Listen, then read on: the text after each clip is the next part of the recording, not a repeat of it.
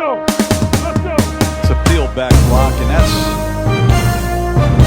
the guy that rolls his body around.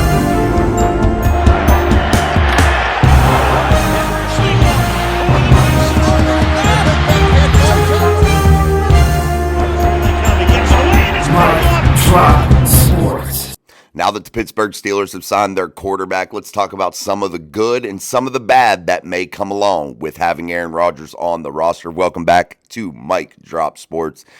We appreciate you for diving in here on a Friday. Let's talk about some of the good, some of the bad that could come from this signing. Let's start with the bad first. Right off the bat, he's old. He's an older guy.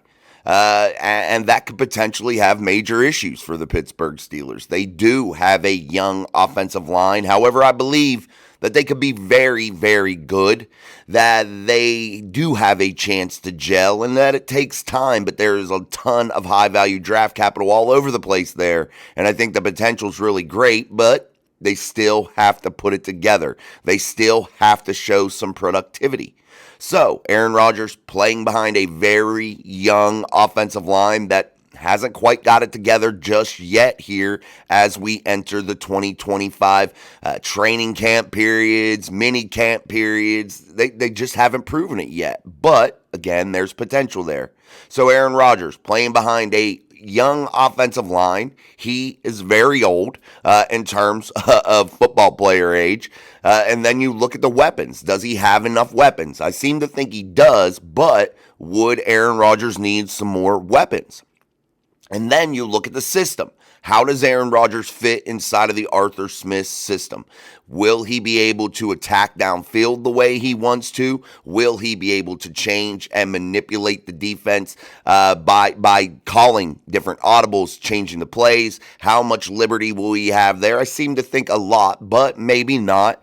And would he be able to fit into that? Would that cause him to be under immense pressure? Would that be able to cause him to be uncomfortable if he doesn't have that ability to get up there and switch things up and manipulate those defenses in order to give him the best particular situation that he needs for that down and distance? So there's a lot there that I think could possibly go wrong. Does Mike Tomlin play too ultra conservative for Aaron Rodgers? You know, Mike wants to win ball games 13-10, 16-13, 7-3. You know, he wants to win them by baseball scores instead of football scores. But that's okay. That's Mike Tomlin's thing, man. But does that fit Aaron Rodgers? That's the real question here. The age is the big one. How many hits can he take? Can he withstand a 17-game season for the Pittsburgh Steelers? After coming off a torn Achilles, 2 years ago now, once we start this season, it'll be 2 years prior that he suffered a torn Achilles injury for the first play, the first drive of his New York Jets tenure. And that situation really didn't end that great. However, he did play pretty good in his back half there after he started to heal up, I believe, from that Achilles injury. But nonetheless, he's a guy coming off an Achilles injury very, very late in his career. And how comfortable are you as a Steelers fan that he will have the durability to be able to withstand 17 games? How does he fit inside of the AFC North? You have Joe Burrow. You have Lamar Jackson. You have the Cleveland Browns, which one of their 10 quarterbacks might start. So we don't know yet who he'll have to duel there. But there's some high competition inside of the AFC North. And how does Aaron Rodgers at his age fit into that situation? Can he outduel Lamar Jackson and Joe Burrow at this stage of their careers? So there's a lot of question marks there and a lot of potential things that could go really bad. The Steelers could be third or fourth inside of the AFC North. They could have an injury to Aaron Rodgers after they went and really went all in with him here in probably what is his last year as an NFL quarterback. So if things don't go right, how does this thing start to go down the tracks? Could Mason Rudolph or Will Howard or somebody like that come in and be able to salvage a season, keep Mike Tomlin's non-losing season streak alive? But with Aaron Rodgers, you're going to have to play a certain brand of football. And I think that's a little bit different than what you do with Mason or Will. I think that's just, a little bit of a different setup on how you're going to be able to attack things. But here's the real question that I have for all of you. If Aaron Rodgers comes in here week one, going up to New Jersey to play the New Jersey Jets, the team he just left after him and Justin Fields basically switched jobs here in 2025, do they get on a roll or do they suffer a defeat early? And can the Steelers and Aaron Rodgers withstand any type of real bumpy road at the beginning? I seem to think if this thing doesn't start out really, really hot, that this could turn into an absolute disaster. I'm not sure if they're able to recover. Maybe similar to what you saw in New Jersey with the Jets. They weren't able to get off to a good start, and it was simply they were unable to get it going. They were unable to recover. And could that happen in the city of Pittsburgh? Yeah. Really, honestly. So I think it's imperative that the Steelers get off to a hot start to be able to deal with Aaron Rodgers because he hasn't been around this ball club. That chemistry isn't there.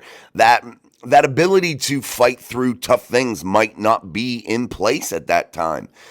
Teams need to build that chemistry. They need to build that ability to be able to battle back from the bumpy roads, man. And one thing I can say about Mike Tomlin, he usually does keep teams together enough to where they do get 10, 11 wins inside of the regular season. So there you go. But another question is, how does Aaron hold up after 17 games, then heading into the playoffs, in the AFC playoffs, where it is a absolute gauntlet full of young and exciting quarterback talent, full of really, really good football teams? How do you navigate that? And are you able to outduel all of those young guns, man? That's the real question here. And Aaron Rodgers is going to have to answer to those questions. So we'll see. But that's the bad. That's the negative. But now that we move in, what could be the positive? This could be an absolute storybook ending. It really could.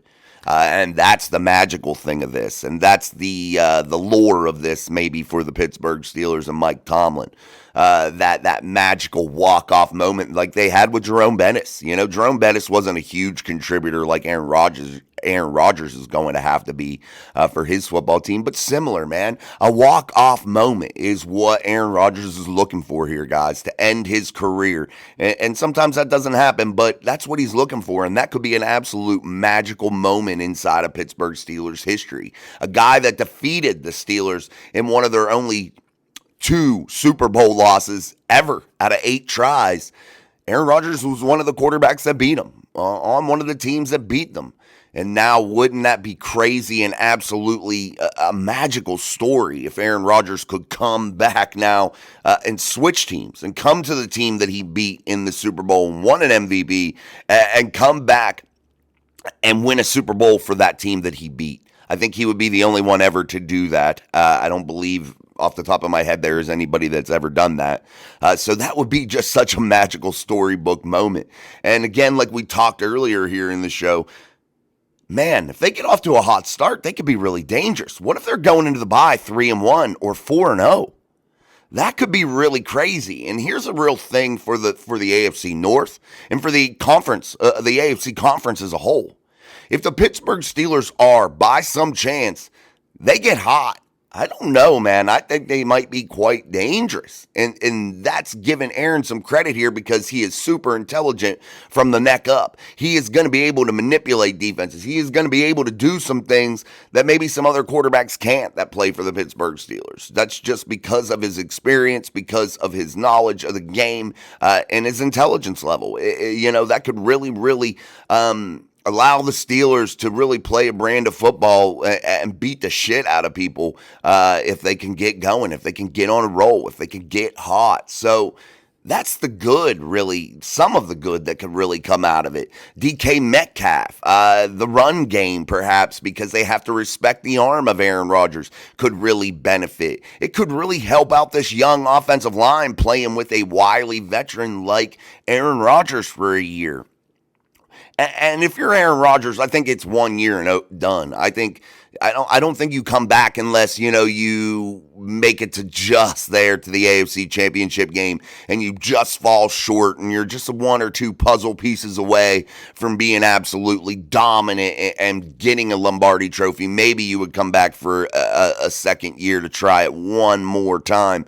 But I think this is a one and done for Aaron Rodgers. I think this is it. I think this is his swan song, man. I think he is done after this. But this is his real chance. And this roster is really, really good. So that's another good thing. I think he's going to be able to have great defensive support. He's not going to just lose games because the defense can't do anything. The defense is going to be able to cause some turnovers. They are going to be able to flip field position at times and get Aaron Rodgers in some favorable situations. I think the special teams is really, really good. Chris Boswell is absolute money. I think the punt game will be good, flipping the field. I think Aaron Rodgers has all the tools at his disposal to be really, really good with the Pittsburgh Steelers. It's just how that all comes together and is he able to execute it. And I'm really, really curious to see how he fits with this ball club when he comes in for minicamp.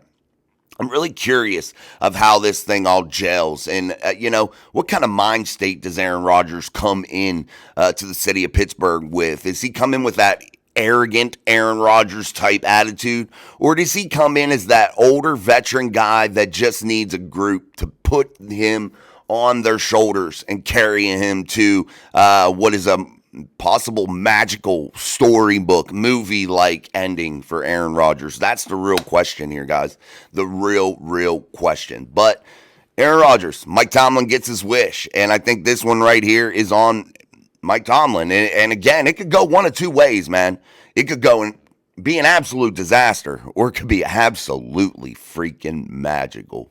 But man, it's here. It's done. The talk is over. Talk is cheap, but it's over now, man.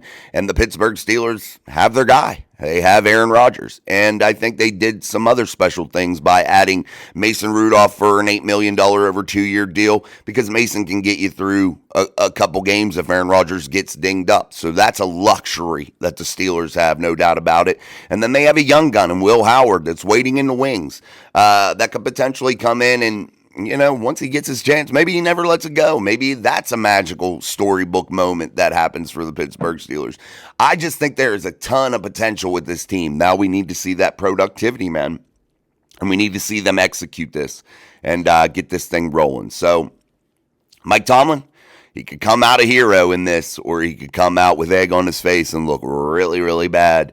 And, man, is it going to be interesting to watch. But, man, what a wild ride here in the 2025 offseason for your Pittsburgh Steelers. It has not been boring, and I don't expect it to get boring. Maybe for this, after minicamp, maybe we get that little period of, man, this sucks. When's football coming back? But then training camp will be right in your face, bam, and we'll be back with so much content.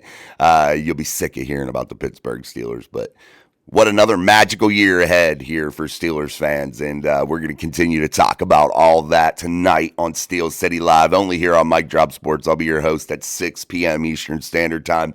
Make sure you join us and hit that like, hit that subscribe, hit that share button. We're on that ride too, man. We're on that upward trajectory. So make sure you can contribute and help us out by just really simply, it's all free, hitting like, share, and subscribe. It's all free things. You don't have to pay anything for that, and it tremendously helps the channel. So until tonight, I'm Jason. This is Mike Drop Sports. Peace, my friends. Power takes an approach as a coach. Let's go. It's a field back block, and that's This is the guy that rolls his body around.